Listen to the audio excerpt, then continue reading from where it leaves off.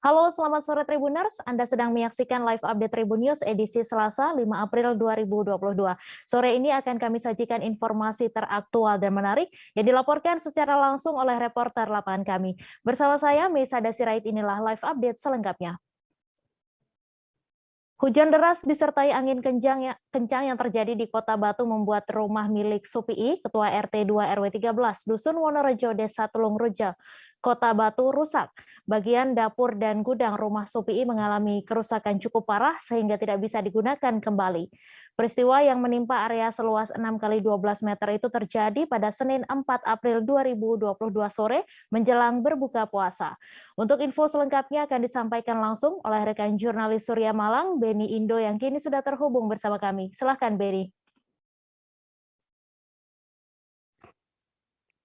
Baik, terima kasih Mei. Saya laporkan langsung dari Kota Batu bahwa kemarin telah terjadi angin kencang disertai hujan yang deras sehingga mengakibatkan satu rumah warga milik Supii yang juga merupakan Ketua RT 2 RW 13 Dusun Wonorejo, Desa Tulungrejo, Kota Batu ini rusak parah, dan uniknya juga hanya rumah Supii saja yang mengalami rusak parah, sementara rumah-rumah di tetangga kanan dan kirinya tidak mengalami bencana serupa ya, seperti yang dialami oleh Supii.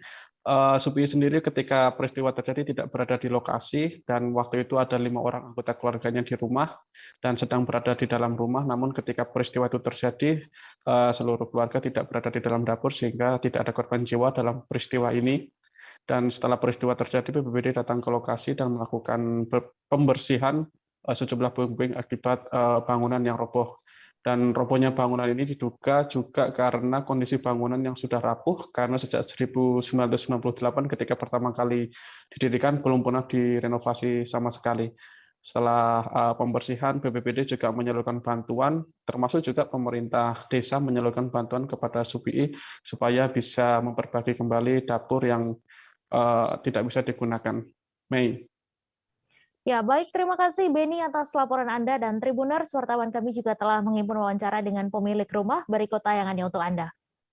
Waktu hujan deras itu, saya kan jemput anak saya ke Pacet. Nah, waktu itu hujan deras, saya pulang dari rumah jam 5, jam setengah 6 itu udah roboh. Sudah roboh. Udah roboh. Oke. Ini tempat apa sih Pak? Ini belakang untuk dapur, sama belakang depannya untuk itu gudang. Untuk gudang. Iya, Oke. dulu kebun jamur. Oh, Pak, itu robohnya itu kalau sepengetahuan Pak Supii akibat apa Pak? Angin kah atau hujan yang? Ya, hujan deras itu sama ada angin, cuma enggak segitu, anginnya enggak itu keras. Peristiwa itu pukul berapa itu Pak? Antara 5/4. Peristiwa ini kerugiannya berapa Pak kalau jenengan perhitungkan? Kalau memang kalau saya perhitungkan antara 20 jutaan, tapi kalau saya kemarin itu bilang ke 8 juta. Begitu. Baik. Hari ini diapakan ini Pak? Kabarnya tadi juga Ya, kemarin tadi pagi mulai jam 5 memang saya bersihkan sama anak saya, nanti dibantu sama warga sekitar. Baik. Video yang berisi narasi sebuah sumur mengeluarkan solar di Dusun Arungkuang, Desa Simpang 4, Kecamatan Tangaran, Kabupaten Sambas, ramai diperbincangkan warganet pada Senin 4 April. Video yang beredar sontak menimbulkan pertanyaan terkait kebenaran isi video tersebut. Mista, warga Dusun Arungkuang yang merupakan pemilik sumur tersebut, membenarkan bahwa sumur miliknya sudah mengeluarkan solar. Untuk info selengkapnya akan disampaikan langsung oleh rekan jurnalis Tribun Pontianak, Imam Maksum, yang kini sudah terhubung bersama kami. Silakan Imam. Baik, terima kasih Mei dan Tribuners yang ada di rumah.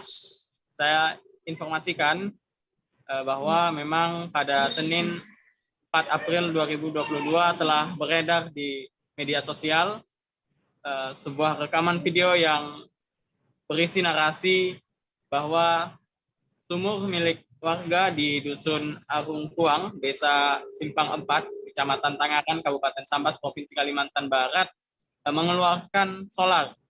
Sontak video tersebut pun viral di media sosial dan memunculkan pertanyaan netizen. Setelah ditelusuri, ternyata menurut informasi dari Mista, pemilik sumur tersebut, memang sumur tersebut mengalami atau bercampur dengan solar Nah, hal tersebut dia ketahui ketika seorang tetangganya ingin mandi dan mendapati sumur tersebut sudah bercampur dengan solar. Lalu Miftah pun mengambil ember dan mengambil air sumur tersebut dan mendapati sumur miliknya itu sudah bersolar. Namun di sekitar tempat sumur tersebut atau 8 meter dari jarak sumur dengan rumah Miftah juga memiliki penampungan solar yang satu drum penampungan solar di rumahnya. Namun Miftah mengetahui bahwa drum miliknya tersebut bocor. Nah, Miftah juga mengatakan bahwa tidak tahu kejadian sebenarnya, namun ada dugaan solar miliknya bocor dan merembes ke sumur miliknya. Nah, aparat kepolisian setempat juga mengatakan hal yang sama. Ada dugaan solar yang ditampung oleh Miftah bocor dan merembes ke sumur miliknya dan menjadikan air sumur bercampur dengan solar yang ia gunakan untuk mandi sehari-hari. Nah, dalam keterangan kepolisian pun menduga adanya kebocoran atau akibat dari kebocoran hal tersebut, kebocoran solar sehingga mengakibatkan sumur milik Miftah bercampur dengan solar. Sekian, Mei. Baik, terima kasih Imam atas laporan Anda. Selamat bertugas kembali. Kita beralih ke informasi selanjutnya, Tribuners. Masa gabungan dari beberapa elemen mahasiswa melakukan demonstrasi di depan Pengadilan Negeri Kalianda, Kabupaten Lampung Selatan. Dalam demonstrasi tersebut, mereka meminta Kepala Desa Rawa Selapan dibebaskan dari vonis hukuman.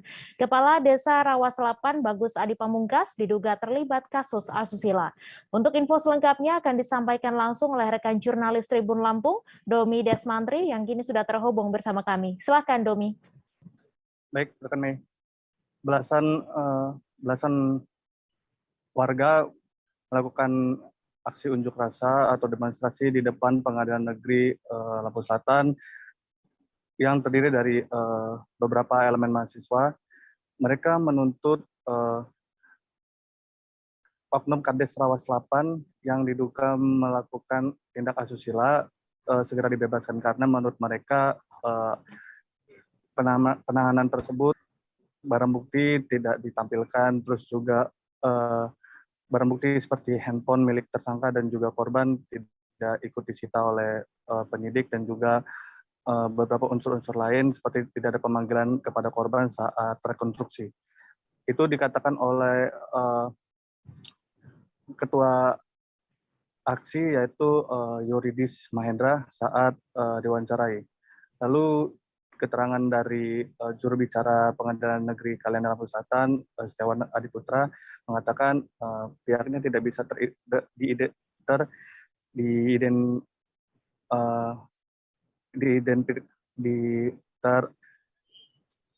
diindependensi karena mereka punya yuridiksi sendiri, karena mereka tidak akan terintervensi dari pihak manapun karena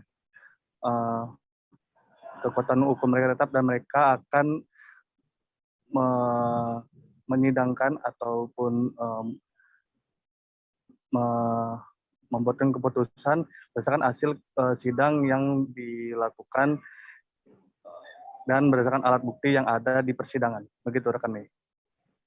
Ya, baik, terima kasih Domi atas laporan Anda. Selamat bertugas kembali. Kepolisian Resor Kota atau Polresta Kendari Provinsi Sulawesi Tenggara kembali menindak balapan liar. Polisi mengamankan sebanyak 43 unit motor yang digunakan balapan liar seusai sahur Ramadan 1443 Hijriah. Balapan liar tersebut terjadi di kawasan Kendari Beach, Kota Kendari, Provinsi Sultra pada Senin 4 April. Untuk info selengkapnya akan disampaikan langsung oleh rekan jurnalis Tribun News Sultra, Fadli Aksan, yang kini sudah terhubung bersama kami. Silakan Fadli. Ya, baik Mei, baik Tribuners, Kepolisian Resor Kota Kendari atau Polresta Kota Kendari Provinsi Sulawesi Tenggara melakukan razia balapan liar di kawasan Kendari Beach, Kota Kendari, Provinsi Sulawesi Tenggara pada Senin 4 April 2022 kemarin. Operasi atau penindakan balapan liar ini dilakukan selama bulan Ramadan, sejak 1 Ramadan, kemudian berhasil mengamankan sebanyak 43 unit motor yang sedang melakukan balapan liar. Saat polisi datang sempat terjadi aksi kejar-kejaran. Beberapa dari para pelaku balapan liar ini melarikan diri, namun meninggalkan motornya di pinggir jalan, sehingga polisi kemudian mengangkat dan membawa motor tersebut di Mako Polresta Kendari untuk kemudian dilakukan penilangan. Aksi balapan liar ini dilakukan setelah sahur dan ibadah sholat subuh setiap bulan Ramadan. Untuk razia sendiri, polisi menerjunkan tim gabungan dari Polresta Kendari dan Brimopolda Sulawesi Tenggara sebanyak 66 personil. Penindakan atau razia balapan liar ini akan dilakukan rutin selama bulan Ramadan untuk mengantisipasi balapan liar sendiri dan mencegah adanya kejahatan jalanan. Begitu, Mei. Ya, baik. Terima kasih Fadli atas laporan Anda, dan Tribuners, wartawan kami juga telah menghimpun wawancara dengan Kabak Ops Polresta Kendari, Bariko tayangannya untuk Anda. Ya, kami jelaskan tindakan yang kami lakukan hari ini dan hari kemarin adalah tindakan kepolisian dalam rangka antisipasi balap-balap liar, ya, dan knalpot prom. Ya, ini kami lakukan Polresta Kendari bersama jajaran Polda, Brimopolda, tim gabungan kami lakukan untuk melakukan penindakan terhadap pelaku-pelaku balap liar yang disinyalir mengganggu keamanan dan ketertiban. Apalagi saat ini adalah bulan suci Ramadan. Kami berharap bulan suci Ramadan ini berjalan dengan baik tanpa ada gangguan Kamtimas. Demikian. Pak, sejauh ini pada berapa kendaraan yang sudah diamankan, Pak? Untuk sampai saat ini sudah puluhan motor yang kami amankan dan kami bawa ke Polresta untuk dilakukan penindakan. Ya, Pak, tadi sempat terjadi kejar-kejar itu, Pak. Kenapa, Pak? Sampai apakah pengendara melarikan diri atau seperti apa, Pak? Ya, pada saat kita datang, kita lakukan penyekatan. Para pelaku balap liar mungkin melihat kehadiran polisi sehingga mereka kalang kabut, lari, bahkan ada yang loncat pagar. Di situ kita mengamankan mereka, mengamankan motor dari mereka. Operasinya akan sampai kapan, Pak, dilaksanakan ini? Kita akan lakukan setiap hari, ya, baik itu patroli gabungan, baik itu polsek jajaran, melakukan upaya-upaya kepolisian dalam mengantisipasi balap liar dalam rangka menciptakan keamanan di bulan suci Ramadan ini. Ya, Pak. Titiknya apa hari ini? Untuk titik hari ini kita fokuskan di Kendari Beach. Pak, untuk sanksi, Pak, untuk pelaku balap liar, Pak, seperti apa, Pak? Untuk sanksinya nanti rekan-rekan dari lalu lintas akan melakukan penilangan kepada mereka yang melakukan balap liar. Dan kami himbau Kepolisian Negara Republik Indonesia, dalam hal ini Polresta Kendari, menghimbau kepada seluruh masyarakat Kota Kendari agar tidak melakukan aksi-aksi balap liar. Ya, kita ciptakan Kota Kendari yang aman dan kondusif. Demikian. Jajaran Polres Manokwari menggelar kegiatan untuk memberikan edukasi kepada muda-mudi di sepanjang Jalan Trikorawosi, Distrik Manokwari Barat, Kabupaten Manokwari, Papua Barat. Langkah tersebut guna mencegah aksi balapan liar yang sering meresahkan pengendara di Manokwari. Langkah ini dibuat karena berawal dari laporan masyarakat terkait aksi balapan liar di Jalan Trikora. Untuk info selengkapnya akan disampaikan langsung oleh rekan jurnalis Tribun Papua Barat, Safwan Ashari, yang kini sudah terhubung bersama kami. Silakan, Safwan. Ya, baik. Mei dan juga Tribuners dimanapun Anda berada, hari ini dapat saya kabarkan dari Kabupaten Manokwari, Provinsi Papua Barat, bahwa sejak pagi tadi sejumlah pengendara, khususnya para pengemudi yang mengikuti balapan liar di ruas Jalan Trikorawosi, kendaraannya diangkat oleh kepolisian. Dapat saya laporkan bahwa pada pelaksanaan razia kali ini, jajaran Polres Manokwari, dalam hal ini Satlantas Polres Manokwari, telah merazia kurang lebih 68 kendaraan, yang mana kendaraan tersebut dipakai untuk melaksanakan balapan liar di ruas jalan Trikora Wosi Kabupaten Manokwari itu sendiri. Dan dapat saya kabarkan dari 68 kendaraan tersebut, kurang lebih sekitar 21 kendaraan tidak memiliki nomor polisi, dan selanjutnya akan dilakukan tindak lanjut dalam hal ini untuk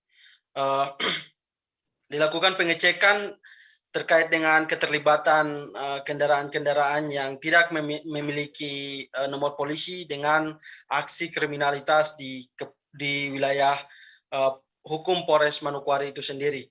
Dan dapat saya kabarkan juga bahwa dari razia yang digelar oleh jajaran Polres Manokwari di ruas jalan Trikora Wosi pagi tadi, terjaring sekitar kurang lebih 5 orang anak di bawah umur, yang mana kelima orang anak ini langsung dilakukan pemanggilan kepada para orang tua untuk kemudian selanjutnya dilakukan sosialisasi dan juga pengarahan kepada para orang tua, dan kemudian dikembalikan kepada orang tua di kepolisian sekaligus memberikan pernyataan sikap di kepolisian.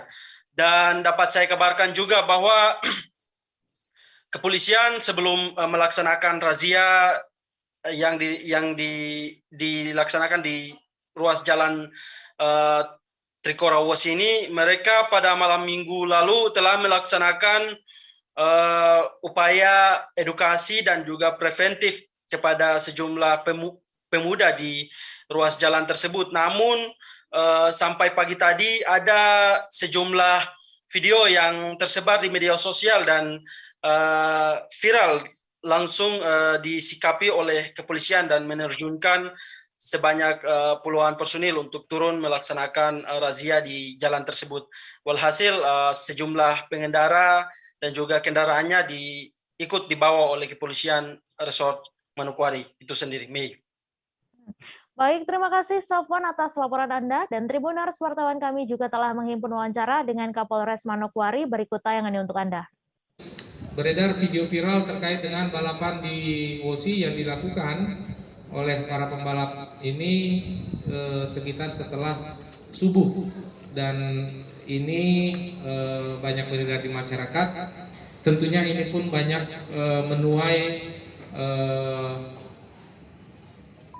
pendapat dari masyarakat yang tidak setuju atas aksi daripada balap liar ini, karena membahayakan dan sangat mengganggu kepentingan umum, kepentingan orang banyak, dan tidak kondusifnya situasi Kamtibmas di Manokwari.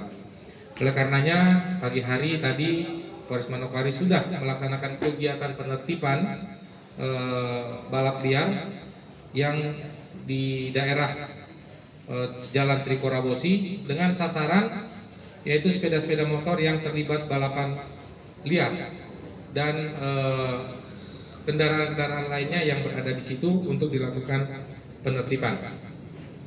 Kegiatan yang dilaksanakan adalah tentunya berupa razia dan penertiban, dan dipastikan unsur daripada balapan liar itu sudah terlaksana, yaitu sudah adanya kegiatan balap. Dari hasil kegiatan tadi pagi dapat diamankan sebanyak 68 sepeda motor. Kemudian dari 68 tersebut sebanyak 25 sepeda motor tidak menggunakan plat nomor. Selanjutnya dari sekian 68 didapati penggunaan knalpot yang tidak semestinya sesuai standar daripada aturan undang-undang, yaitu sebanyak 21 sepeda motor. Dan keseluruhan pengendara yang diamankan tidak memiliki surat izin. Polres Bitung bergerak cepat menindaklanjuti keluhan masyarakat terkait balap liar. Pada Senin 4 April dini hari, tim gabungan menertibkan sejumlah anak-anak yang diduga hendak melakukan balap liar. Anak-anak muda tersebut terjaring pada patroli subuh yang digelar Polres Bitung. Untuk info selengkapnya akan disampaikan langsung oleh rekan jurnalis Tribun Manado, Christian Wayongkere, yang kini sudah terhubung bersama kami. Silakan, Christian. Selamat sore rekan Mei dan Tribuners dimanapun Anda berada. Terima kasih. Dari Kota Bitung, Provinsi Sulawesi Utara dapat kami laporkan kegiatan patroli subuh yang digagas oleh Satlantas Polres Bitung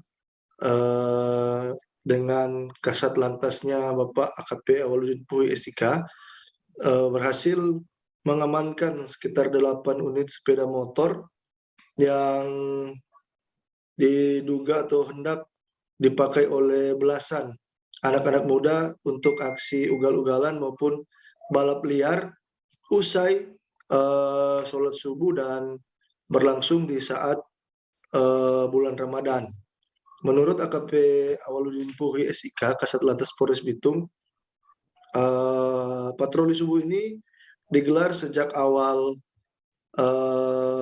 bulan puasa dan sudah berlangsung dari beberapa tahun belakangan ini dengan sasaran mengantisipasi atau mencegah keluhan ataupun laporan masyarakat akan adanya aksi ugal-ugalan maupun balap liar yang dilakukan oleh sekelompok anak muda pada saat setelah sholat subuh, rekan Mei.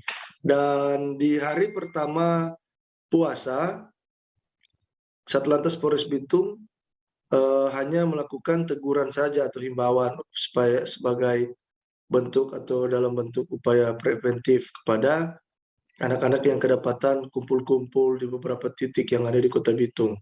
Dan di hari kedua, saat melakukan patroli subuh kembali, polisi atau Satlantas Polres Bitung bersama dengan unsur gabungan dari unit 8, unsur 8, dan di dalamnya ada Satsabara Polres Bitung, Polsek Maesa, Polsek Kertembaga, dan tim Resmot Polres Bitung mendapati ada belasan anak yang berkumpul dan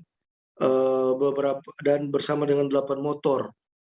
Mereka hendak melakukan ugal-ugalan maupun balap liar sehingga langsung diamankan, dan kemampuan dari tim gabungan tersebut hanya berhasil mengamankan 8 kendaraan, sementara kendaraan yang ada di lokasi pada saat dilakukan patroli subuh ada lebih dari 8 kendaraan, karena yang lainnya memilih untuk kabur. Lokasinya ada di seputaran Pasar Cita dan di beberapa tempat di wilayah pusat Kota Bitung, rekan Mei.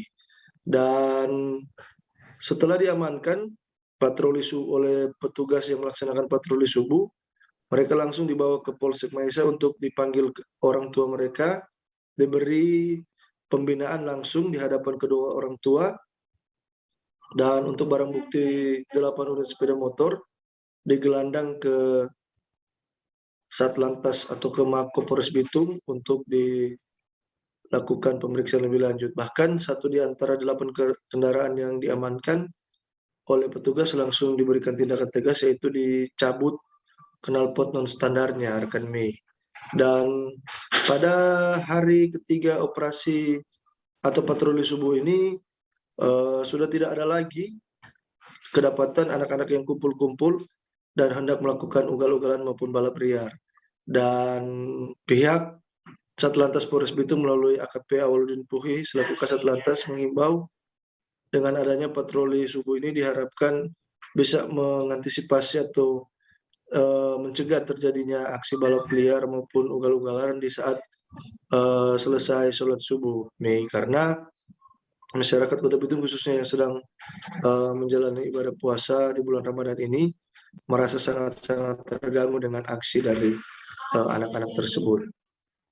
Dan pihak Satlantas Polres Bitung juga menghimbau kepada orang tua khususnya yang sudah mempercayakan atau yang memiliki kendaraan roda 2 agar memperhatikan anak-anaknya, jangan sampai menjadi korban percuma karena kecelakaan lalu lintas maupun risiko yang ditimbulkan dari berkendara. Dan banyak kasus yang terjadi di Kota Bitung, anak-anak yang belum cukup umur sudah berani membawa kendaraan, dan ironisnya dilakukan dengan cara ugal-ugalan maupun melakukan balap liar, sehingga kerap ketika dilakukan operasi kedapatan dan langsung diambil tindakan tegas oleh pihak yang terkait. Dan untuk itu pihaknya juga mengajak pada semua elemen masyarakat untuk menghimbau kiranya tidak ada aktivitas yang mengganggu, khususnya aktivitas lalu lintas yang dapat mengganggu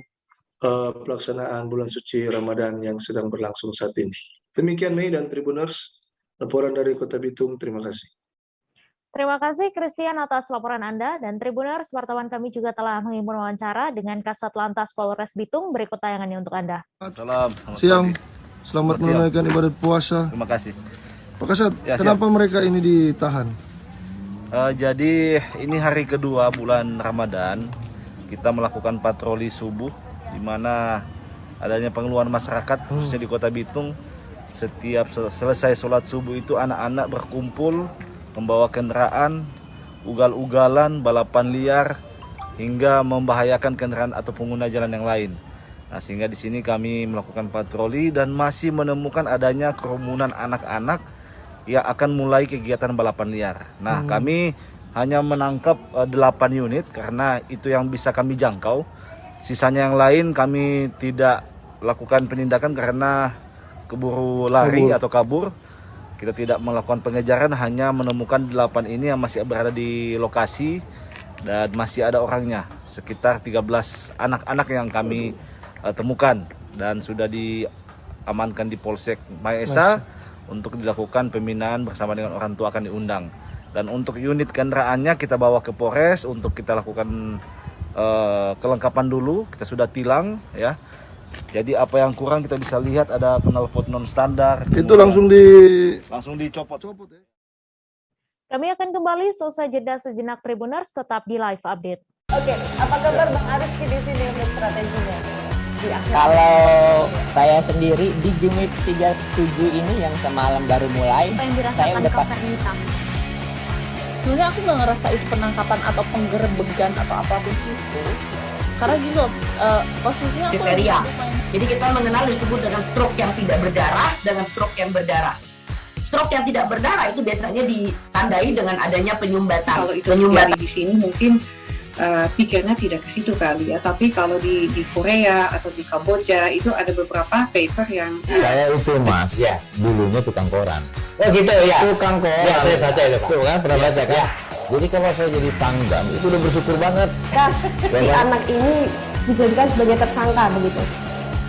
Ya, kalau ini kita bicara yang di luar kasus Bongombo ya. Dengan nama hujan shower, di mana terdapat batas jelas antara daerah hujan dan tidak hujan yang biasanya terjadi pada fase awal mature stage atau tahap berbahaya itu Kang.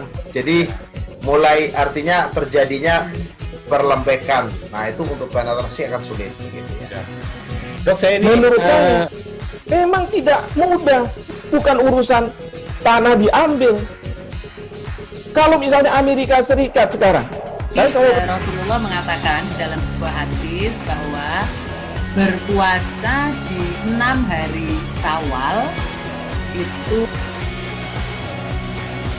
Oke, apa kabar Bang Arif di sini untuk strateginya?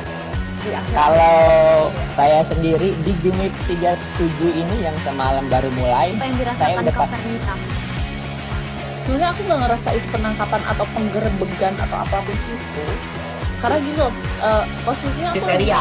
Jadi kita mengenal disebut dengan stroke yang tidak berdarah dengan stroke yang berdarah. Stroke yang tidak berdarah itu biasanya ditandai dengan adanya penyumbatan. Kalau itu terjadi di sini mungkin pikirnya tidak ke situ kali ya. Tapi kalau di Korea atau di Kamboja itu ada beberapa paper yang saya itu Mas, ya, dulunya tukang koran. Oh gitu ya. Tukang koran. Ya, saya baca itu Pak. Tuh kan pernah baca kan? Ya. Jadi kalau saya jadi pangdam itu udah bersyukur banget. Si anak ini dijadikan sebagai tersangka begitu. Ya, kalau ini kita bicara yang di luar kasus Bongombo ya. Dengan nama hujan shower, di mana terdapat batas jelas antara daerah hujan dan tidak hujan yang biasanya terjadi pada fase awal mature stage atau tahap berbahaya dewasa. itu Kang. Jadi mulai artinya terjadinya perlembekan. Nah itu untuk penetrasi akan sulit. Gitu ya. Dok, saya ini menurut saya memang tidak mudah, bukan urusan tanah diambil. Kalau misalnya Amerika Serikat sekarang, Rasulullah mengatakan dalam sebuah hadis bahwa berpuasa di 6 hari Syawal itu. Oke, apa kabar Bang Arif di sini untuk strateginya? Kalau saya sendiri di Jumit 37 ini yang semalam baru mulai, saya udah pasti. Sebenarnya aku nggak ngerasa itu penangkapan atau penggerebegan atau apapun itu.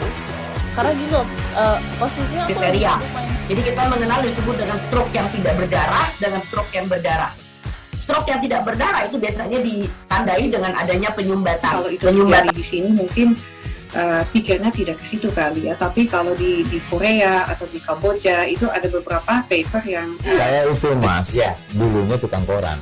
Oh gitu ya. Tukang koran. Ya, saya baca itu Pak. Tuh kan pernah baca kan? Ya. Jadi kalau saya jadi pangdam itu udah bersyukur banget. Si anak ini dijadikan sebagai tersangka begitu. Ya kalau ini kita bicara yang di luar kasus Bongombo ya. Dengan hujan shower. Terima kasih Anda masih menyaksikan live update. Pengadilan Negeri Jakarta Pusat kembali menggelar sidang lanjutan beberapa perkara, termasuk salah satunya terkait dengan kasus SARA terhadap terdakwa Ferdinand Hutahayan pada Selasa 5 April. Adapun untuk sidang hari ini beragendakan pembacaan tuntutan dari Jaksa Penuntut Umum. Terhadap perkara ini, kuasa hukum Ferdinand, Roni, berharap jaksa menjatuhkan tuntutan sebagaimana fakta yang terungkap di persidangan. Untuk info selengkapnya akan disampaikan langsung oleh rekan jurnalis Tribun News, Rizky Sandi Saputra, yang kini sudah terhubung bersama kami. Silakan Rizky. Ya, selamat sore Mei dan juga Tribuners. Betul pada hari ini, hari Selasa 5 April 2022, Pengadilan Negeri Jakarta Pusat kembali menggelar sidang lanjutan atas perkara dugaan penyebaran berita bohong atau hoax yang menimbulkan keonaran di kalangan rakyat atas terdakwa yakni Ferdinand Hutahayan, di mana sidang tadi dibuka oleh Majelis Hakim PN Jakarta Pusat sekitar pukul 1 siang begitu, dengan agenda pembacaan tuntutan dari Jaksa Penuntut Umum, dalam hal ini Kejaksaan Negeri Jakarta Selatan. Sebagai informasi Mei bahwa pada persidangan tadi Ferdinand Hutahayan yang juga merupakan mantan politikus Partai Demokrat dituntut pidana penjara 7 bulan begitu atas perkara yang dibuatnya dalam cuitan begitu, cuitan Twitter di akun @Ferdinand Hutahayan 3, di mana pada perkara itu Ferdinand diduga menyebarkan berita bohong alias hoax yang menyebabkan keonaran di kalangan rakyat, terlebih ada unsur penodaan agama yang menyebut kalau saat itu dirinya menyatakan Bahar bin Smith, turut menyinggung Bahar bin Smith maksud saya, dan juga turut menyinggung kekuasaan Allah yang diduga dapat meruntuhkan kesatuan terutama bagi masyarakat atau umat Islam begitu nih. Tadi di dalam persidangan Ferdinand menyatakan terhadap tuntutan tersebut dirinya menghormati begitu atas kerja profesionalisme dari para jaksa penuntut umum. Kendati demikian dirinya tetap akan melayangkan nota pembelaan atau pledoi yang rencananya akan digelar pada Selasa pekan mendatang. Begitu nih. Baik, terima kasih Rizky atas laporan Anda, dan Tribuners, wartawan kami juga telah menghimpun keterangan dari terdakwa Ferdinand Hutahayan. Berikut tayangannya untuk Anda. Keputusan akhirnya saya siap menjalani, dan ke depan kami akan menyampaikan nota pembelaan. Saya sendiri akan menyampaikan pledoi secara pribadi selain dari pembelaan oleh kuasa hukum saya nantinya. Jadi terkait dengan tuntutan jaksa, ya kita menghormati profesionalisme kinerja yang telah dilakukan oleh teman-teman kita dari Jaksa Penuntut Umum. Dan terakhir, selamat berpuasa, sehat selalu semua. Terima kasih ya. Bang, izin Bang, 7 bulan terlalu lama nggak Bang? Tidak usah masuk ke substansi itu. Pokoknya kita hormati jaksa telah melaksanakan tugasnya secara profesional, itu saja ya. Saya jangan diadu masalah terlalu berat, terlalu ringan nanti. Jadi kita tidak usah membanding-bandingkan karena kasus saya ini soal perbandingan. Ya, begitu ya. Tenang, sehat semua selalu ya. Jangan makan siang, nanti tunggu buka puasa sore. Oke? Pendaftaran Polri telah dibuka sejak tanggal 31 Maret hingga 11 April mendatang, baik dari Taruna Akademi Kepolisian dan anggota Polri Bintara. Namun khusus untuk Akpol, waktunya lebih panjang yakni hingga 18 April 2022. Kabag Sumber Daya Manusia Polres Balangan, AKP Suherman menerangkan, dalam proses pendaftaran anggota Polri, bagian SDM Polres Balangan berperan aktif untuk membantu proses verifikasi dan face matching. Untuk info selengkapnya akan disampaikan langsung oleh rekan jurnalis Banjarmasin Post, Isti Rohayanti, yang kini sudah terhubung bersama kami. Silakan Isti. Baik, terima kasih Mei. Jadi hari ini tadi, maksudnya sejak tanggal 13 lalu pendaftaran untuk anggota Polri di Kabupaten Balangan itu sudah dimulai dan memang sudah banyak orang-orang yang mulai melakukan pendaftaran dan memenuhi, maksudnya melengkapi persyaratan baik berkas administrasi maupun fisik mereka. Dan terhitung untuk hari ini per tanggal 5 April 2022 ada 110 pendaftar di mana 40 orang diantaranya sudah diverifikasi, dari 2 orang itu untuk jenjang Akpol dan 34 orang pendaftar Bintara. Tentunya jumlah ini juga akan bertambah mengingat jadwal pendaftaran masih dibuka sampai tanggal 18 April mendatang. Kemudian mereka yang datang ke Polres Balangan juga dibantu oleh bagian SDM dari Polres Balangan untuk melakukan verifikasi data, termasuk untuk kecocokan foto, begitu pula untuk pendaftaran online-nya, begitu Meng. Ya, baik, terima kasih Isti atas laporan Anda, dan Tribuners, wartawan kami juga telah menghimpun wawancara dengan Kabag SDM Polres Balangan. Berikut tayangannya untuk Anda. Baik, untuk pendaftaran Bintara Polri dan Akpol, itu kalau Akpol mulai tanggal 31 Maret. Yang harus paling diperhatikan oleh calon pendaftar agar mereka kedepannya bisa keterima, bisa ke tahap yang lanjutnya lah. Pertama, selain masalah surat kita lakukan nih. Setelah verifikasi, ini verifikasi ya. Nah, setelah verifikasi ke tahap apa lagi nih? Nanti menunggu dari Polda. Nah, jadi kalau yang udah verifikasi udah otomatis sudah dapat nomor, nomor ujian sudah ada. Nah, namun kedepannya kami masih menunggu dari Polda. Kami seperti ini membantu mereka, para calon, untuk segera mungkin melakukan berat-beratnya dan bisa dilakukan verifikasi dan face matching wajah. Berarti ini akan ada bertambah lagi pendaftarnya ya, ada kemungkinan ya? Ada.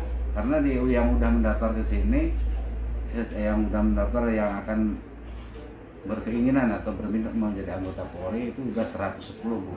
Mungkin bisa bertambah lagi. Cuman yang sudah berhasil kami verifikasi dan tadi itu baru 40 Bu.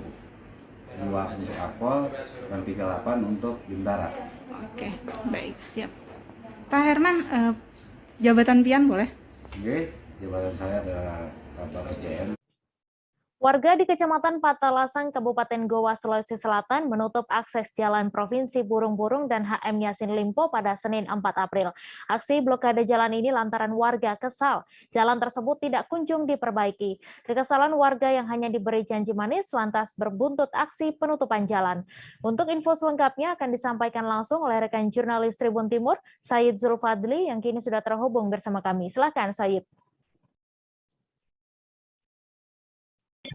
Ya rekan Mei, terima kasih. Di mana aksi pemblokiran jalan ini atau penutupan jalan ini dilakukan oleh warga setempat disebabkan oleh karena keresahan dan kekesalan warga setempat karena pihak pemerintah Provinsi Sulawesi Selatan belum juga kunjung memperbaiki jalan tersebut, di mana menurut informasi setempat bahwa jalan ini sudah mulai rusak parah bertahun-tahun.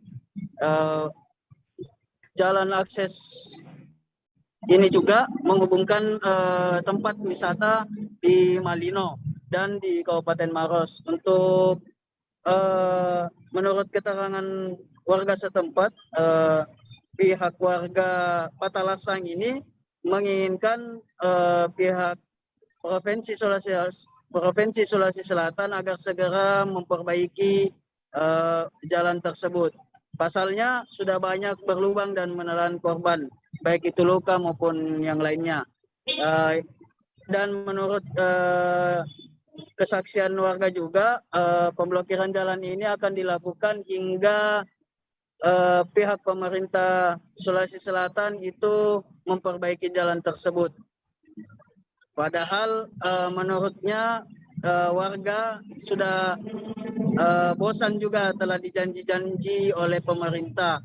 Hingga saat ini pihak warga juga masih berupaya untuk memblokir jalur provinsi tersebut. Begitu rekan Mei. Ya, baik. Terima kasih Sayid atas laporan Anda, dan Tribuners, wartawan kami juga telah mengirim wawancara dengan salah seorang pengendara serta warga. Berikut tayangannya untuk Anda. Dari mana ini? Dari Makassar? Dari Makassar. Dari Makassar. Banyak mobil datang selain kita, Di. Wih, dari tadi pagi. Ini sudah jam berapa? Jam 11 lewat. Dari tadi pagi. Berarti Saya mau selain lewat. kita di dekat mobil banyak juga mobil lain. Iya. Jadi sekarang sampai sekarang kita masih menunggu, Pak. Datang ke mobilnya, Pak. Ke polisi dia simpan di sini, baru dia jalan ke sana. Mudah-mudahan ada respon pemerintah secepatnya. Kalau perlu besok. Ini kenapa memang jalanannya, Bu? Di sini yang kita lihat. Dan kita warga sini, kalau kita lihat kondisinya memang bagaimana? Memang hancur. Hancur, Bu, ya? Hancur. Mulai dari jembatan 1. Ya. Di situ jembatan yang Pertama itu. setelah Mutiara. Iya, Itu sampai ke sini hancur. Apalagi yang lari ke sana. Apalagi perempatan situ. Untuk jalan ini hari. Sampai berapa hari di situ? Pokoknya kalau tidak mau perbaiki sampai 1 tahun. Itu kenapa, Den? Kita tutup jalanan di Makanya sini. itu kan tidak diperhatikan orang masyarakat Petalasang. Iya. Nah, penghasilan saya rasa dari Petalasang itu semua bahan-bahan dari sini, Pak. Iya. Kenapa justru begitu jalanan tidak diperhatikan? Iya. Kita dianggap apa di sini Petalasang? Ini Pak, memang sudah lama rusak Pak jalanan sini Pak? Bertahun-tahun Pak. Bertahun-tahun Pak? Bertahun-tahun. Iya. Asli warga. Saya warga di sini. Ini kondisinya jalannya Pak sekarang bagaimana Pak yang kita Pokoknya lihat? kita bisa lihat di sana Pak. Rusak betul-betul itu, bukan rusak, hancur. Hancur Pak. Dalam rangka mempercepat vaksinasi COVID-19 dan juga menciptakan herd immunity, pemerintah daerah melalui Dinas Kesehatan, Satpol PP, dan Dinas Perhubungan Kabupaten Manggarai Timur melaksanakan vaksinasi COVID-19 bagi masyarakat umum. Pelayanan vaksinasi kali ini berlangsung di Terminal Bus Kota Borong, Kelurahan Ranaloba, Kecamatan Borong pada Senin 4 April. Kali ini vaksinasi dilakukan di Terminal Bus Pasar Borong karena bertepatan dengan Hari Pasar. Untuk info selengkapnya akan disampaikan langsung oleh rekan jurnalis Tribun Flores, Robert Tropo, yang kini sudah terhubung bersama kami. Silakan, Robert.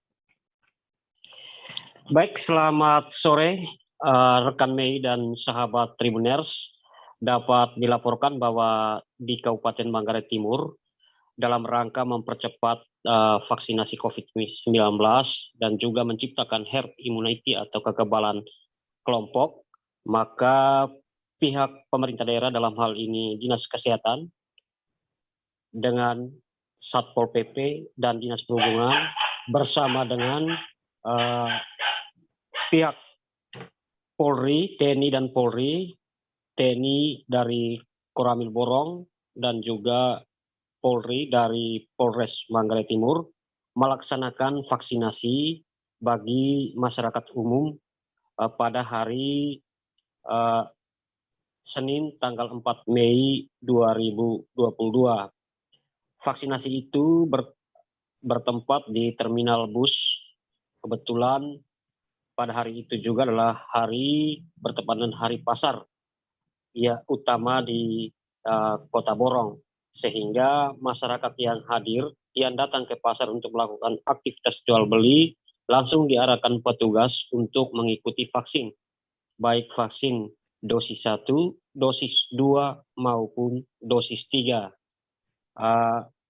Berdasarkan keterangan Kapolres Manggarai Timur sendiri bahwa vaksinasi itu sengaja dilakukan di terminal bus Borong. Memang selain tempatnya luas, juga hari itu hari bertepatan dengan Hari Pasar, sehingga masyarakat yang masuk langsung diarahkan untuk vaksinasi. Vaksinasi ini sendiri jelasnya bertujuan untuk mempercepat presentasi vaksinasi dan juga menciptakan herd immunity sehingga penyebaran COVID-19 dapat ditekan atau diminimalisir. Demikian, Mei. Ya, baik. Terima kasih Robert atas laporan Anda. Dan Tribuners, wartawan kami juga telah menghimpun wawancara dengan Kapolres Manggarai Timur. Berikut tayangannya untuk Anda. Tadi kegiatan vaksinasi COVID-19 di Terminal Borong kita laksanakan dari jam 8 sampai dengan saat ini masih berlangsung, itu dalam rangka akselerasi atau percepatan vaksinasi COVID-19, di mana kita laksanakan pagi ini karena hari ini kebetulan hari pasar Borong, sehingga masyarakat dari kampung-kampung turun, sehingga kita rasa lebih efektif untuk pelaksanaannya, sehingga masyarakat yang masuk ke Terminal Borong kita langsung arahkan ke tempat vaksinasi sebelum menuju ke Pasar Borong untuk melaksanakan kegiatan di Pasar Borong, sehingga kita lebih efektif dengan melibatkan baik dari Polres, dari Koramil maupun dari Satpol PP dan Dinas Perhubungan yang ada di terminal. Dan kebetulan lokasi di terminal itu cukup luas sehingga efektif untuk kita melaksanakan kegiatan vaksinasi di terminal tersebut. Para pejabat dan ASN di lingkup pemerintah Kota Ambon dilarang mengadakan atau menghadiri kegiatan buka puasa dan sahur bersama selama bulan suci Ramadan 1443 Hijriah serta open house Idul Fitri. Hal tersebut disampaikan Wali Kota Ambon Richard Lohena Pesi saat memimpin apel bersama ASN Pemkot Ambon pada Senin pagi. Kebijakan ini tertuang dalam surat edaran Wali Kota Ambon tentang penyelenggaraan ibadah pada bulan Ramadan dan Idul Fitri 1443 Hijriah. Untuk info selengkapnya akan disampaikan langsung oleh rekan jurnalis Tribun Ambon, Tanita Patisiana, yang kini sudah terhubung bersama kami. Silakan Tanita. Baik rekan Mei dan Tribuners, pada hari Senin 4 April 2022 kemarin, Wali Kota Ambon Richard Lohena Pesi mengatakan bahwa seluruh pejabat maupun aparatur sipil negara di lingkup pemerintah Kota Ambon dilarang untuk mengadakan maupun menghadiri kegiatan buka puasa bersama dan sahur bersama selama bulan suci Ramadan. Dan hal ini sudah tertuang juga dalam kebijakan surat edaran SE Wali Kota Ambon yang menindaklanjuti SE Menteri Agama nomor 8 tahun 2022 tentang panduan penyelenggaraan ibadah pada bulan Ramadan dan Idul Fitri tahun ini. Dan sebenarnya bukan hanya bukber atau sahur bersama saja yang dilarang, tapi juga open house atau kegiatan menerima tamu saat acara keagamaan atau Idul Fitri saat ini khusus untuk para pejabat maupun ASN. Nah, untuk masyarakat biasa sejauh ini tidak dilarang oleh pemerintah Kota Ambon. Dan sebelum-sebelumnya pada saat COVID-19 mulai menyerang Kota Ambon sekitar tahun 2020, aturan ini memang sudah diberlakukan dan tiap tahun sama dilarang untuk bukber atau sahur bersama maupun open house gitu. Dan bukan hanya untuk Lebaran tapi juga sebelumnya untuk saat perayaan Natal dan Tahun Baru juga open house dilarang. Dan selain itu Wali Kota Ambon juga menyampaikan karena ini bulan puasa di mana umat muslim telah menjalankan ibadah puasa, untuk umat yang beragama lain dihimbau untuk tidak makan atau minum dan merokok pada siang hari di tempat-tempat umum. Demikian rekan Mei dan Tribuners. Baik, terima kasih Tanita atas laporan Anda. Selamat bertugas kembali.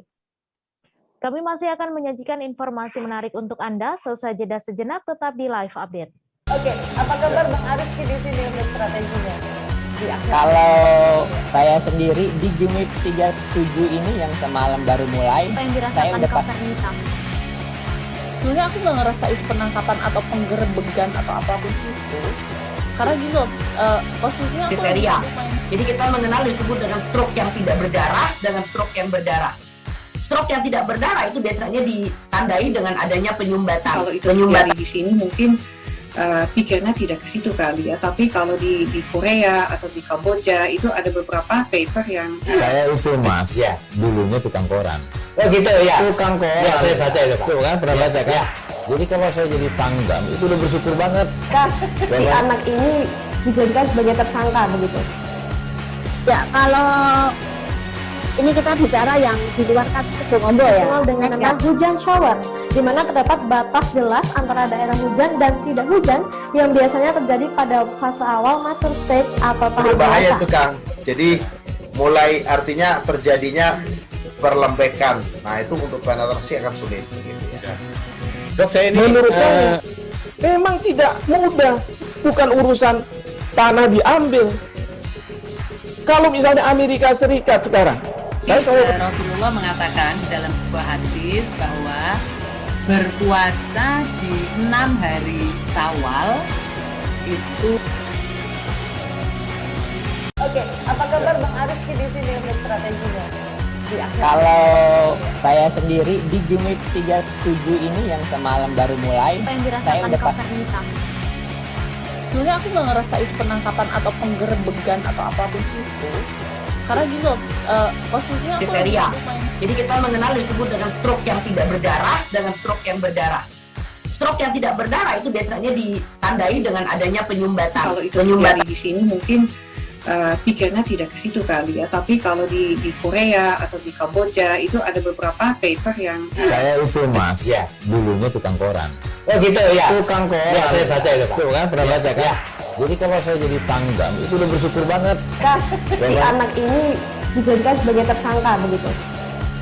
Ya, kalau ini kita bicara yang di luar kasus Sebongombo ya. Dengan nama hujan shower, di mana terdapat batas jelas antara daerah hujan dan tidak hujan yang biasanya terjadi pada fase awal mature stage atau tahap berbahaya dewasa. itu Kang.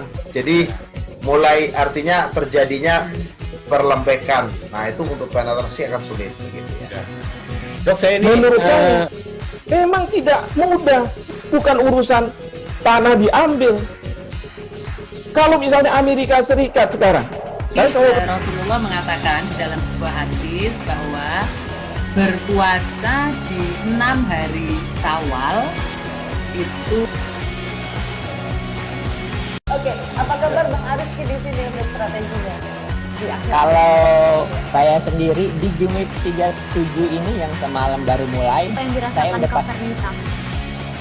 sebenarnya aku nggak ngerasa itu penangkapan atau penggerebegan atau apapun itu, karena gini loh, posisinya aku kriteria. Jadi kita mengenal disebut dengan stroke yang tidak berdarah dengan stroke yang berdarah.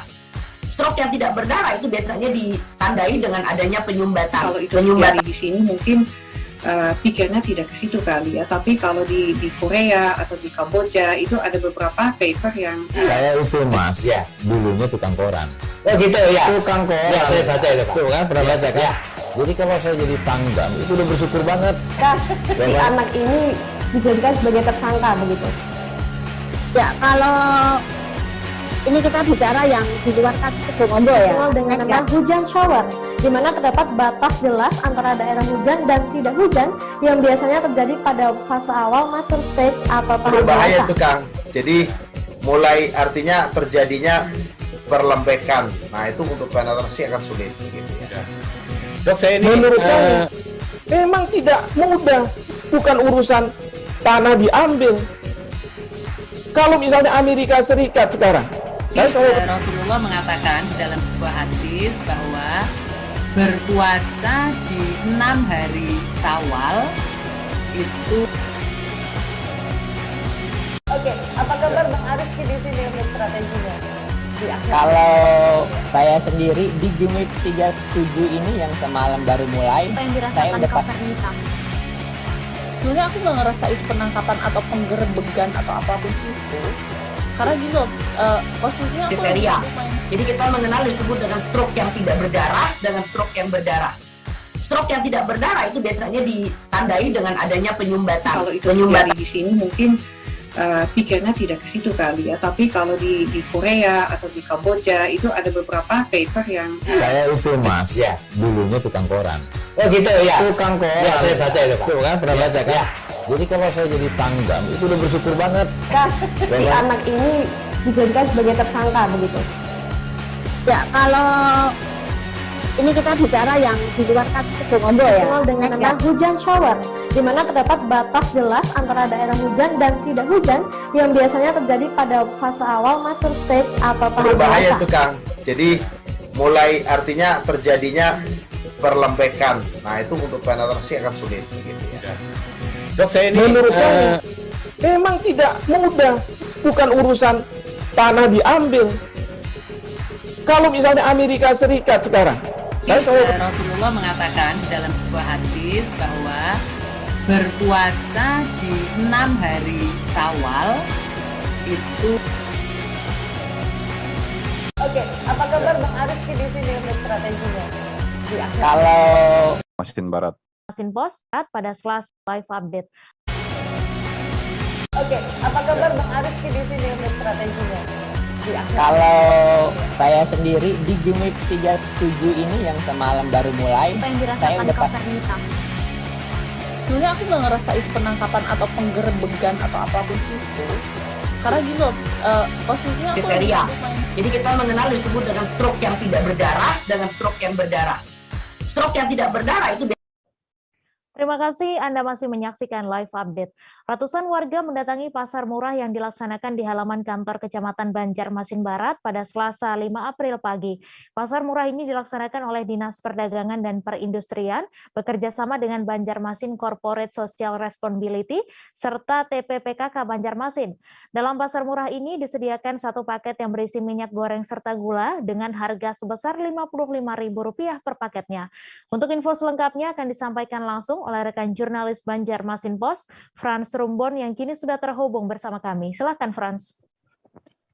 Baik, Mei. Jadi pada hari ini tadi Dinas Perdagangan Kota Banjarmasin bekerja sama dengan Banjarmasin Corporate Social Responsibility atau BCSR dan juga TPPKK Kota Banjarmasin mengadakan pasar murah dengan mengambil tempat di halaman kantor Kecamatan Banjarmasin Barat.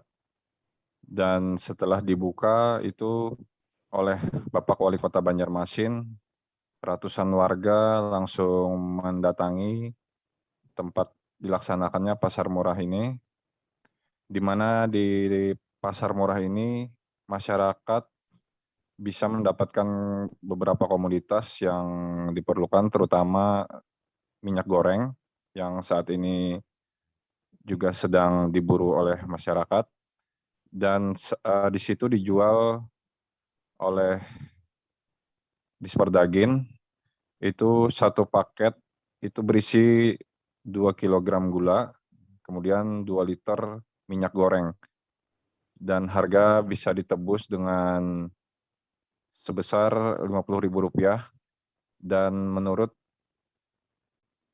Kadis Disperdagin itu harga yang dijual memang lebih murah dari harga pasaran, karena kalau di pasaran untuk bisa mendapatkan paket tersebut, satu paket tersebut itu bisa mencapai sekitar Rp70.000. Karena mereka bekerjasama dengan sponsor, maka barang tersebut atau komoditas tersebut dijual dengan harga distributor sehingga bisa lebih murah. Nah, rencananya kegiatan pasar murah ini akan dilaksanakan di 16 titik selama bulan Ramadan di Kota Banjarmasin. Dan tujuan dari adanya pasar murah ini tidak lain adalah untuk membantu masyarakat khususnya dengan sasaran prasejahtera agar mereka bisa mendapatkan komoditas dengan harga murah selama bulan suci Ramadan dan juga menyambut Lebaran. Demikian, Mei. Baik, terima kasih Frans atas laporan Anda. Selamat bertugas kembali. Pelabuhan Semayang Balikpapan terpantau mulai ramai oleh aktivitas pemudik. Terpantau hingga hari puasa kedua pada Senin 4 April malam, pelataran pelabuhan dipenuhi pemudik yang beristirahat menunggu kapal tiba. Seperti diceritakan oleh salah seorang warga Kota Samarinda, Karsito. Ia bersama istri dan kedua anaknya memutuskan untuk pulang kampung tahun ini menuju Surabaya lebih awal. Untuk info selengkapnya akan disampaikan langsung oleh rekan jurnalis Tribun Kaltim, Muhammad Zain yang kini sudah terhubung bersama kami. Silakan Zain. Baik. Selamat sore Mei dan Tribuners. Jadi dapat dilaporkan untuk di Pelabuhan Semayang Balikpapan untuk aktivitas pemudik sudah mulai terlihat dan terpantau sejak tadi malam. Beberapa pemudik bahkan sudah menginap dalam hal ini memenuhi pelataran pelabuhan karena memang rata-rata sebagian besar pemudik yang menggunakan jasa transportasi laut di Semayang ini bukan dari warga Balikpapan saja, melainkan juga beberapa kota dan kabupaten di Kalimantan Timur. Sehingga mereka yang tidak memiliki rumah di Balikpapan memutuskan untuk lebih dulu tiba di Pelabuhan Semayang untuk bermalam. Seperti salah satunya yaitu Karsito sendiri yang dia harusnya berangkat tadi malam, tapi diundur, akhirnya dia harus bermalam tadi malam. Kemudian juga beberapa warga lain, ada yang menginap 1 hari, kemudian 2 malam, seperti itu. Nah, untuk selanjutnya dari pihak pelabuhan sendiri belum memberikan keterangan resmi terkait puncak arus mudik di Balikpapan.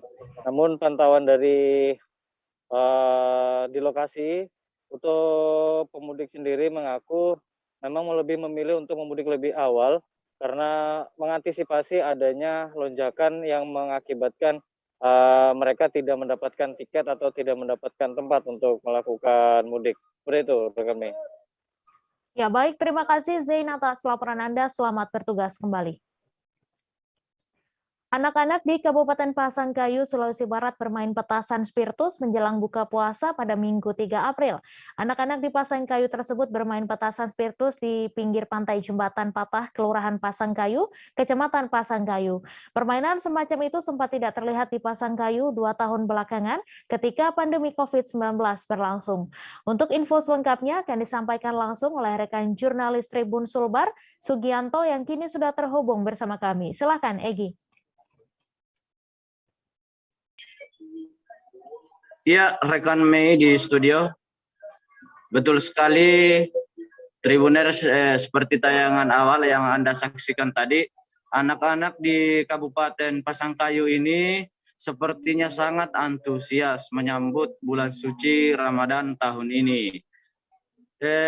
Terlihat di bibir pantai Kabupaten Pasangkayu, atau tepatnya di sekitar Jembatan Patah Pasangkayu, Kelurahan Pasangkayu, Kecamatan Pasangkayu, di hari pertama dan di hari kedua Ramadan ini banyak anak-anak lokal di sini bermain petasan yang berbahan spiritus diledakkan di sini, sehingga aktivitas ini sangat menarik dilihat ketika lewat di sekitar pantai ini.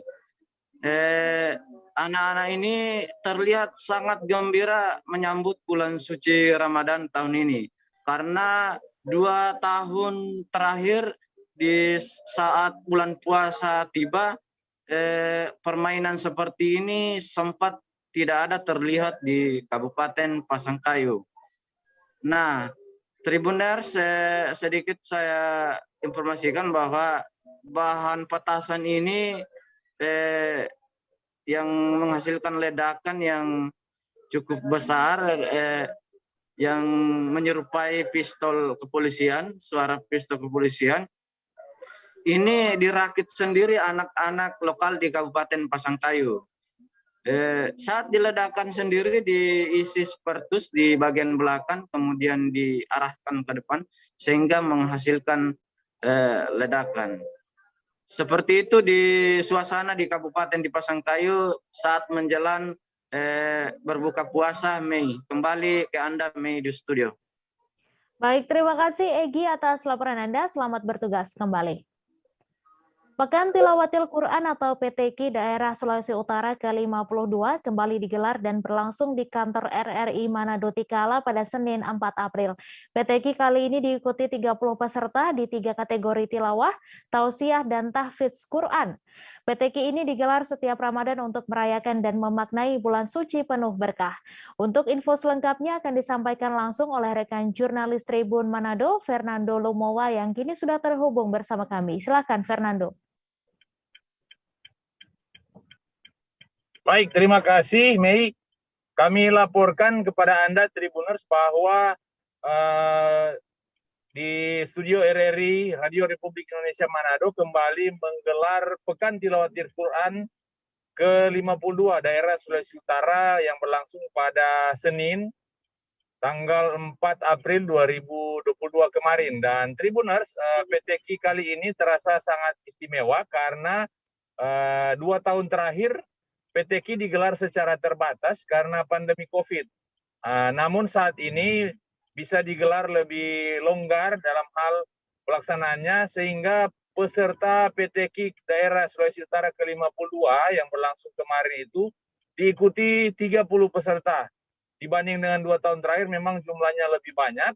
Dan menurut panitia itu karena pelaksanaan kali ini digelar di tengah pandemi COVID yang mulai terkendali di Sulawesi Utara. Dan Tribuners, untuk 30 peserta itu berasal dari sejumlah kabupaten kota yang ada di Sulawesi Utara, namun sebagian besar itu berasal dari Kota Manado selaku tuan rumah dan kabupaten kota yang ada di Bolmong Raya yang merupakan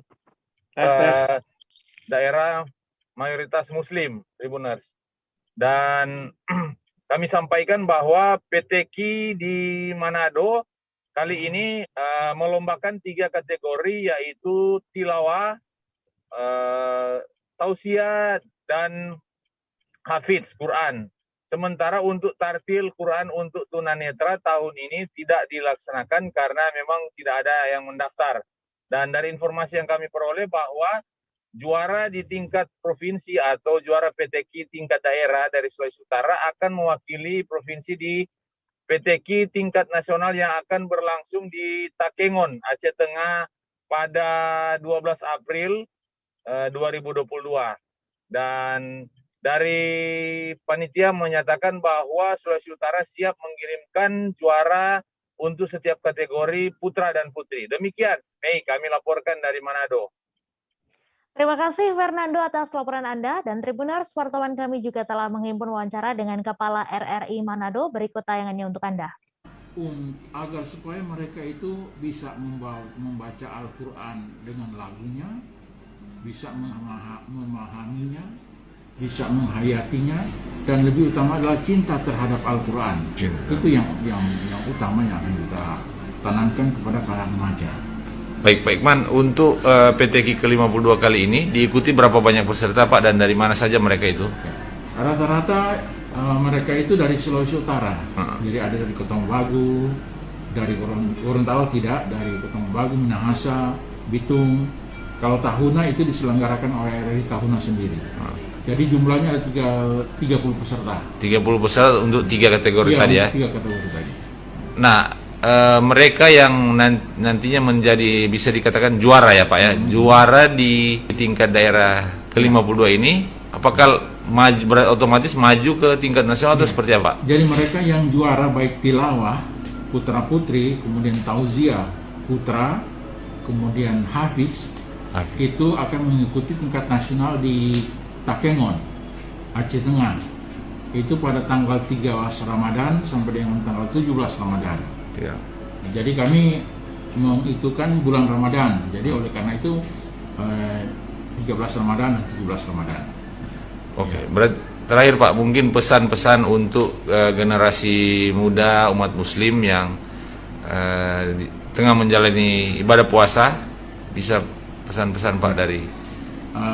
Artinya harapan kami kepada para remaja di bulan Ramadan ini, marilah kita perbanyak amalia Ramadan. Lebih khususnya kita membaca Al-Quran. Ya, dengan membaca Al-Quran itu kita akan lebih mengerti, akan lebih memahami, menghayati akan kandungan Al-Quran. Berbagai macam minuman dingin menjadi menu favorit yang dipilih saat berbuka puasa di bulan suci Ramadan ini. Di antara berbagai olahan minuman dingin itu ada es cincau hijau yang ternyata menjadi salah satu pilihan jitu karena nikmatnya terasa saat disajikan dengan perpaduan gurihnya santan dan manisnya gula aren. Biasanya minuman olahan seperti cincau hijau menjadi usaha dadakan di bulan Ramadan. Tetapi yang ditekuni Wiyatno, produsen cincau hijau di Kelurahan Munggut, Kecamatan Wungu, Kabupaten Madiun tentu bukan lagi musiman. Seperti saat bulan Ramadan, permintaan cincau hijau kepada usaha Wiyatno selalu naik 30 kali lipat dibandingkan hari-hari biasa. Untuk info selengkapnya akan disampaikan langsung oleh rekan jurnalis Tribun Jatim, Sofyan Arif Chandra, yang kini sudah terhubung bersama kami. Silahkan, Sofyan. Halo, selamat sore rekan Mai, selamat siang Tribuners. Ya, memang benar pada bulan suci Ramadan ini salah satu menu yang menjadi favorit warga Kabupaten dan Kota Madiun adalah cincau hijau. Hal ini bisa dilihat dari pesanan atau permintaan seorang produsen cincau hijau di Kelurahan Munggut, Kecamatan Wungu, Kabupaten Madiun yang meningkat drastis. Menurut Wiyatno, salah satu produsen, saat bulan Ramadan ini permintaan cincau hijau produksinya bisa naik hingga 30 kali lipat dibandingkan hari-hari biasa. Jika pada hari-hari biasa ini Wiyatno hanya memproduksi sekitar 10 sampai 50 liter per hari, tapi pada bulan puasa seperti saat ini bisa tembus sampai 200 sampai 300 liter per hari, menyesuaikan permintaan dari para konsumen. Untuk konsumennya sendiri tidak datang hanya dari Kabupaten dan Kota Madiun saja, tapi juga dari luar kota, mulai dari Ponorogo, Kediri hingga Kabupaten Jombang. Untuk harganya sendiri tergolong cukup murah, Mei. Wiyatno hanya menjual cincau hijaunya kisaran 5.000 per liter untuk kemasan plastik dan 7.000 per liter untuk kemasan box plastik. Wiyatno juga menjamin cincaunya ini sehat dan bebas dari bahan kimia atau campuran lainnya, karena dalam proses pembuatannya ia hanya membutuhkan air bersih saja dan cukup diperas. Bahkan untuk pembuatan cincaunya hingga menjadi gel cincau dari daun cincau ini hanya membutuhkan waktu paling lama 30 menit. Sebagai informasi juga, Tribuners, untuk tahapannya sendiri, Wiyatno harus memetik dulu daun cincau hijau yang ada di halaman rumahnya. Ini dipilih daun cincau hijau tua, lalu dicuci menggunakan air untuk menghilangkan debu yang menempel. Setelah itu daun cincau hijau tersebut dimasukkan ke dalam air mendidih selama 3-5 menit untuk menghilangkan rasa getir ataupun bau langu dari daunnya. Setelah selesai mendidih sekitar 3-5 menit, daun cincau tersebut ditiriskan, lalu kembali disiram menggunakan air bersih, air matang, lalu diperas-peras. Langkah terakhir, tinggal menuangkan perasan daun cincau tersebut ke wadah yang diinginkan dan tinggal menunggu 10-15 menit hingga mengeras menjadi gel cincau. Wiyatno juga melayani penjualan cincau dalam bentuk daun. Jika memang ada warga yang ingin mengolahnya sendiri di rumah, harganya juga lebih murah lagi, hanya Rp7.000 setiap 1 kilogram daun cincau, dan setiap 1 kilogram daun cincau ini bisa menjadi 20 hingga 30 liter cincau gel. Selain murah, cincau ini juga dipercaya mempunyai segudang manfaat. Hal tersebut yang dipercaya menjadi daya tarik tersendiri cincau setiap datang bulan Ramadan. Yang pertama adalah bisa meredakan panas dalam, tekanan darah tinggi, dan menyehatkan pencernaan serta menstabilkan gula darah. Seperti itu, Mei. Baik, terima kasih Sofyan Chandra atas laporan Anda, dan Tribuners, wartawan kami juga telah menghimpun wawancara dengan produsen cincau hijau. Berikut tayangannya untuk Anda. Mas, seperti itu, pokoknya dingin di perut lah, nyaman untuk dinikmati. Pak, kalau mulai dari pemetikan sampai jadi seperti ini, kira-kira butuh waktu berapa? Nah, dari pemetikan kurang lebih, prosesnya itu kurang lebih 10 liter. Dari pemetikan kurang lebih kita perlu proses kurang lebih 1 jam untuk menjadi gel seperti ini. Apa sih Pak tahapnya? Pemetikan, terus daunnya jangan lupa dicuci. Setelah itu direbus agar rasanya lebih netral atau lebih enak, kan seperti itu. Setelah itu kita tuangkan atau kita angkat, baru kita remas-remas sama air, kita siapkan air bersih, terus kita remas-remas. Nanti setelah agak kental, sudah berapa persen, baru kita saring. Setelah saring, kita aduk, baru kita tuang-tuangkan. Insya Allah tunggu 15 menit atau 30 menit jadi gel. Merebusnya itu berapa menit kira-kira, Pak? Merebusnya cuma bentar kok, 5 menit nggak ada. 3 menit atau 5 menit sampai 5 menit gitu. Nggak ada tambahan apa-apa gitu, Pak ya? Nggak ada, nggak ada. Kita bikin murni komposisi air sama daun asli. Daunnya namanya apa, Pak? Cincau. Iya. Berarti kalau misalnya ada teman-teman lain yang ingin usaha cincau ini masih terbuka lebar, Pak ya, peluangnya? Insya Allah masih mau terbuka lebar. Yang mau belajar silahkan, monggo. Terus sama untuk Madiun sendiri, untuk yang produksi masih berkurang ya gitu. Masih kurang, Pak? Iya. Makasih, Pak. Oke, terima kasih. Bulan suci Ramadan 1443 Hijriah menjadi berkah sendiri bagi pedagang takjil di Kelurahan Pasar Tengah, Kecamatan Muara II, Kabupaten Oku Selatan, Sumatera Selatan. Sebab datangnya bulan suci Ramadan menjadi kesempatan bagi pedagang takjil untuk beramai-ramai berdagang di pinggir jalan jantung kota Muara II. Terpantau memasuki hari ketiga puasa Ramadan telah mencapai puluhan pedagang takjil yang menyediakan menu berbuka yang dijual di pasar beduk tersebut. Untuk info selengkapnya akan disampaikan langsung oleh rekan jurnalis Sriwijaya Pos, Alan, yang kini sudah terhubung bersama kami. Silahkan, Alan.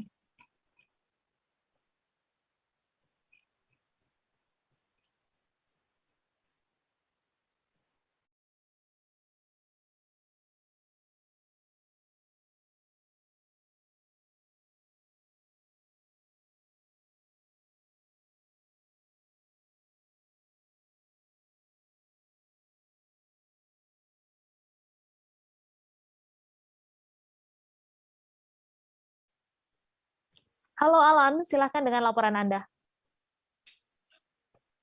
Ya, terima kasih rekan Mei, dapat kami laporkan untuk di Kota Muara II, khususnya di wilayah Kabupaten Oku Selatan, dalam memasuki bulan suci Ramadan 1431 Hijriah ini memang menjadi berkah tersendiri bagi para pedagang takjil, khususnya di wilayah Kota Muara II, di wilayah Kelurahan Pasar Muara II, Kecamatan Muara II, Kabupaten Oku Selatan ini.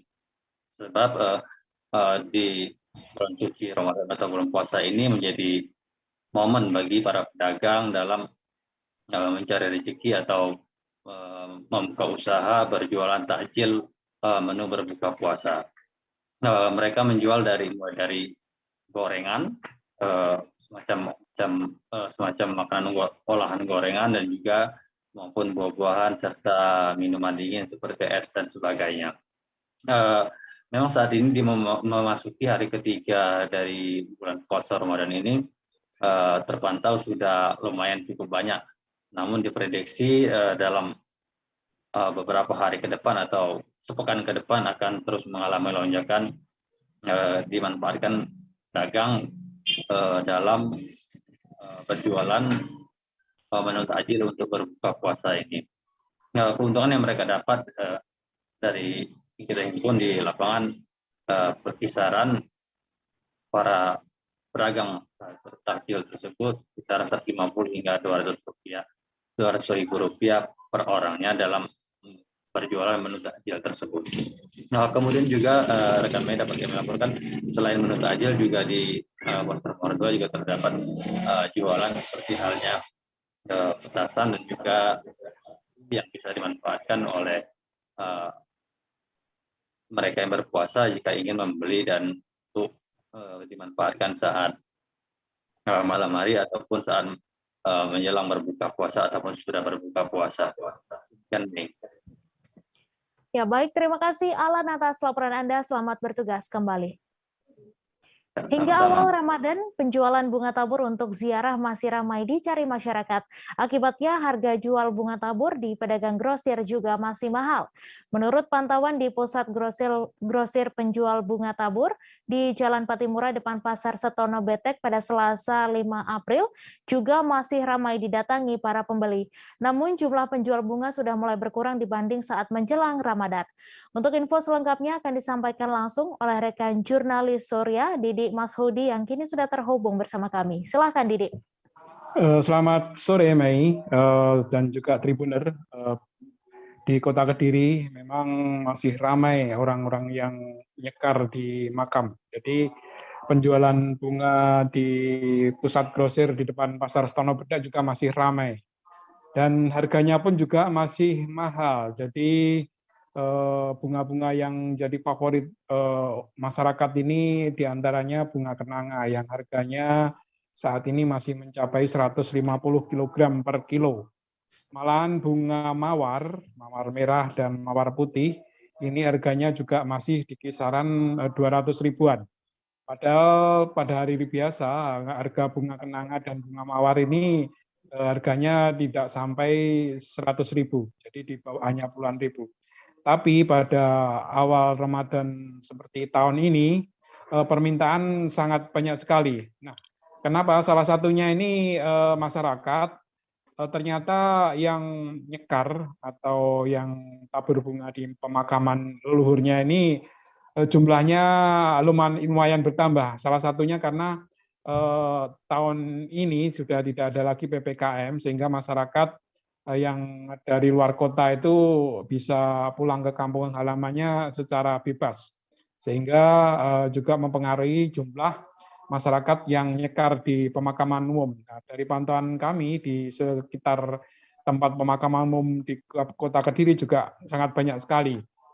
Beberapa penjual bunga grosir ini memang membenarkan permintaan bunga juga masih cukup tinggi dan banyak juga konsumen-konsumen yang memilih bunga-bunga favorit seperti bunga kenanga dan bunga mawar merah dan putih.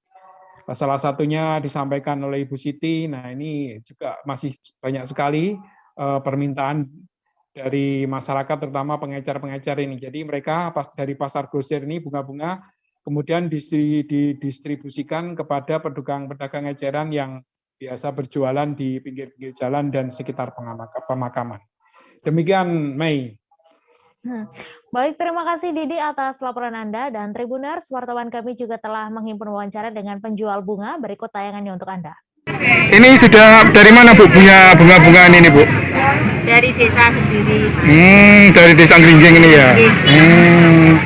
Dijual berapa Bu per kilonya ini Bu? Ya kadang 30, 40. Untuk semua warna sama ya harganya? Ya sama. Ini sudah permintaan yang banyak Bu ya menjelang puasa ini ya? Kita tergantung Mas. Oh iya. Biasanya kan menjelang puasa ya untuk nyekar-nyekar itu ya. Menjelang puasa sama mau lebaran. Harga tertinggi nih ya 30 ini ya? 37, 40 malahan ya? Oh iya. Oke, matur suwun Bu Siti.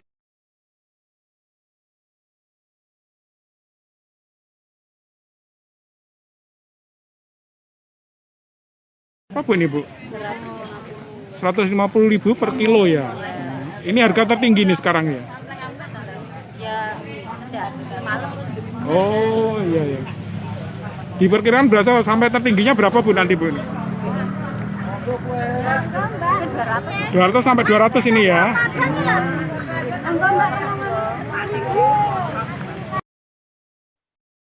Pemakaman Yayasan Sentosa Samabung Pangkal Pinang sebagai pemakaman Tionghoa terbesar di Asia Tenggara terlihat mulai dikunjungi masyarakat etnis Tionghoa pada Senin 4 April pagi. Sejumlah warga keturunan Tionghoa tersebut berkumpul dan menggelar tradisi tahunan yang dikenal dengan istilah cengbeng. Cengbeng merupakan tradisi bersih-bersih makam leluhur. Tradisi ini dilakukan dengan mendatangi makam leluhur atau kerabat. Untuk info selengkapnya akan disampaikan langsung oleh rekan jurnalis Bangga Pos, Rifki Ramadhani, yang kini sudah terhubung bersama kami. Silakan Rifki. Baik, rekan Mei. Memang pada hari ini, dari mulai pagi tadi, pemakaman Yayasan Sentosa yang berada di Semabung Pangkal Pinang sebagai salah satu makam Tionghoa terbesar di kawasan Asia Tenggara memang mulai ramai dikunjungi oleh masyarakat etnis Tionghoa dalam rangka perayaan Cengbeng. Nah, perayaan Cengbeng ini merupakan tradisi tahunan dari masyarakat Tionghoa dalam rangka untuk menghormati leluhur atau pendahulu yang terlebih dahulu pulang ke alam baka. Kemudian dari masyarakat Tionghoa sendiri dalam perayaan Cengbeng ini mereka melakukan tradisi yang namanya bersih-bersih kubur. Nah, untuk perayaan Cengbeng memang jatuh pada hari ini tanggal 5 April, sehingga memang masyarakat dari etnis Tionghoa, pantauan dari tim Bangkapos memang berbondong-bondong menuju pemakaman Yayasan Sentosa. Sejak dari tadi pagi memang masyarakat Tionghoa sudah mulai berkunjung, kemudian sampai di siang hari. Karena perayaan tradisi Cengbeng ini tidak hanya masyarakat Tionghoa yang ada di Bangka Belitung saja yang merayakan, tetapi bahkan dari luar kota pun terpantau ada banyak sekali masyarakat Tionghoa juga yang berada di luar Bangka Belitung juga memang mengunjungi pemakaman Sentosa yang berada di Bangka Belitung ini sendiri. Nah, untuk perayaan Cengbeng ini puncaknya dilaksanakan pada hari ini, tetapi dari masyarakat Tionghoa sudah mempersiapkan atau sudah melaksanakan kunjungan ke makam 2 pekan sebelumnya, karena 2 pekan sebelumnya mereka membersihkan terlebih dahulu atau mempercantik terlebih dahulu makam-makam yang ada di pemakaman. Kemudian puncaknya pada hari ini, yakni tanggal 5 April, mereka melakukan sembahyang kubur dengan cara memberikan sajian kepada para pendahulu mereka. Nah, untuk berdasarkan informasi yang kami dapatkan dari pengelola harian dari Yayasan Sentosa, memang untuk kunjungan tahun ini meningkat cukup drastis karena memang pada 2 tahun sebelumnya itu terhalang oleh kondisi PPKM, sehingga para peziarah yang berada di luar kota itu mereka tidak bisa langsung berkunjung ke Bangka Belitung karena terhalang akses tersebut. Nah, untuk ini memang diakui dari Feni, salah satu pengelola harian, ini sangat cukup meningkat drastis. Hal tersebut terlihat dari pantauan tim Bangkapos di lokasi memang cukup membludak daripada 2 tahun sebelumnya. Nah, tradisi Cengbeng ini juga menjadi momentum bagi masyarakat Tionghoa yang ada di Bangka Belitung untuk mempererat kembali silaturahminya antar keluarga, karena kerabat-kerabat yang datang tidak hanya dari Bangka Belitung saja, tetapi bahkan dari luar kota ataupun dari luar negeri juga mereka pulang ke Bangka Belitung dalam rangka untuk melakukan tradisi Cengbeng atau tradisi untuk mengunjungi makam-makam para pendahulu mereka dalam rangka untuk memuliakan atau menghormati pendahulu mereka terlebih dahulu. Seperti itu, rekan Mei. Ya, baik. Terima kasih Rifki atas laporan Anda. Selamat bertugas kembali. Kita beralih ke informasi selanjutnya, Tribuners. Puluhan jenis takjil untuk buka puasa atau kuliner tersedia di Pasar Ramadan Mamuju, Sulawesi Barat pada Senin 4 April.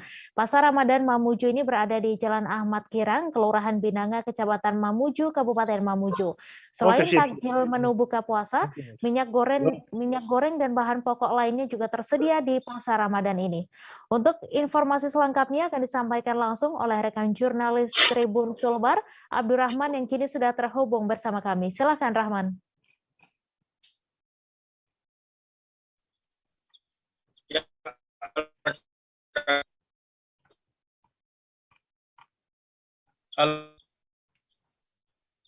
Baik, dari laporan kami di Sulawesi Barat, di Kabupaten Mamuju, memang pada Senin kemarin Pasar Ramadan ini dilaksanakan oleh pemerintah Kabupaten Mamuju, di mana pelaksanaan ini dari sekian banyak UMKM yang berada di Pasar Ramadan ini tersedia takjil ataupun kue khas tradisional yang dijajakan di Pasar Ramadan ini. Dan juga Pasar Ramadan ini terdapat minyak goreng dan bahan pokok lainnya seperti ayam, kemudian minyak goreng, kemudian beberapa jenis takjil-takjil yang kemudian dijajakan oleh para pelaku UMKM di Kabupaten Mamuju ini.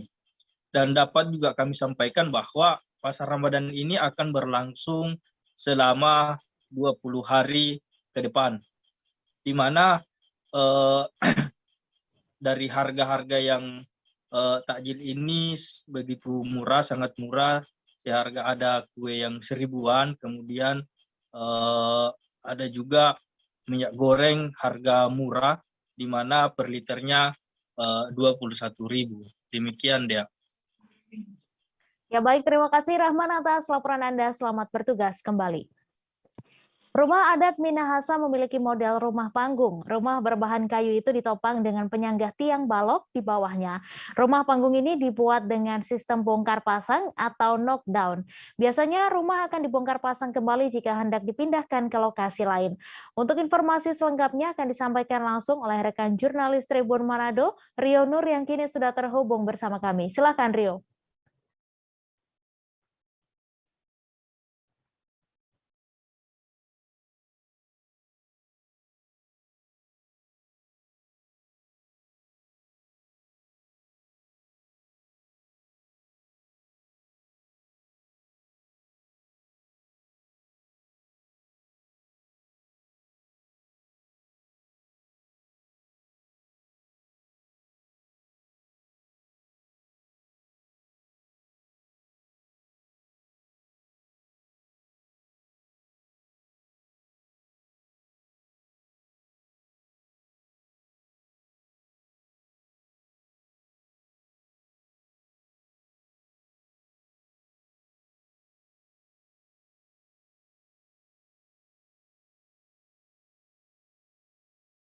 Laporan Anda. Ya, terima kasih rekan Mei. Memang rumah panggung adat Minahasa dibangun dari bahannya kayu, di mana modelnya ada rumah panggung jadi ada rumah yang kemudian disangga dengan balok kayu di bawahnya. Kemudian yang jadi ciri khas rumah panggung Minahasa ini adalah ada tangga dua di depan, tapi ada beragam variasi yang bisa digunakan yang digunakan dalam pembangunan rumah adat ini. Memang kebanyakan di Minahasa masih banyak masyarakat yang menggunakan rumah panggung ini, sangat cukup populer penggunaan rumah panggung ini. Salah satu keunggulan dari rumah panggung ini di mana rumah panggung yang sudah dibangun di satu tempat bisa dibongkar pasang untuk keperluan misalnya akan pindah rumah, bisa dilakukan bongkar pasang. Ada tukang yang memang khusus untuk membongkar pasang rumah ini. Jadi misalnya ada masyarakat yang ingin pindah rumah, mereka bisa menyewa tukang khusus untuk kemudian membongkar part per part dari rumah panggung Minahasa ini. Memang model ini memang sudah dibangun agar bisa dibongkar pasang lebih praktis, memang seperti itu. Jadi rumah panggung ini memang banyak, ada beberapa daerah yang memproduksi rumah panggung adat Minahasa ini. Salah satunya ada di Tomohon, ada di Kota Tomohon, ada juga di Tomasian Kawangkoan. Oke, demikian rekan Mei. Baik, terima kasih Rio Nur atas laporan Anda. Selamat bertugas kembali.